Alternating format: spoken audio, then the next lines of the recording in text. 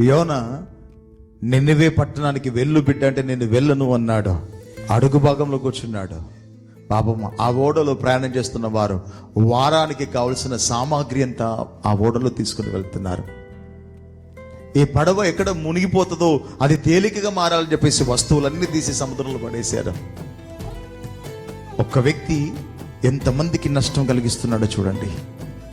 ఒక వ్యక్తి దేవునికి వ్యతిరేకంగా నిలబడి ఎంతమందికి ఆయాసకరంగా ఉంటున్నాడో చూడండి. ఎంతమందికి ఇబ్బందికరంగా మారుతున్నాడో చూడండి.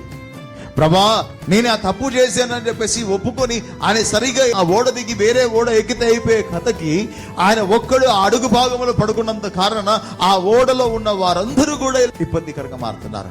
మనం కూడా చాలాసార్లు మన ఇంట్లో ఒక్క వ్యక్తిని చూసి మన కుటుంబం అంతా గలిబిలవుతుంటది. లేదా మనం చేస్తున్న ఉద్యోగంలో మనం చేస్తున్న పని ఒక్క వ్యక్తిని బట్టి మనం ఎంతగానో కలవరపడుతుంటాం, ఎంతో గాయపడుతూ ఉంటాం, ఎంతో వేదన కోరుతాం. ఎందుకు ఈ సమస్యలు వస్తున్నాయి? వీటి నుంచి ఎలా తప్పించాలంటే అక్కడ దేవుడు చేసే కార్యం తెలుసా? పశ్చాత్తాపముతో దేవుని వైపు తిరగడం. ఒకవేళ నువ్వు తప్పు చేసి ఉంటే ఆ తప్పు నుంచి నువ్వు బయటికి రావాలి అంటే నువ్వు చేసిన తప్పును తెలుసుకొని ఎలా నిలబడాలి అంటే పశ్చాత్తాపంతో నిలబడాలి.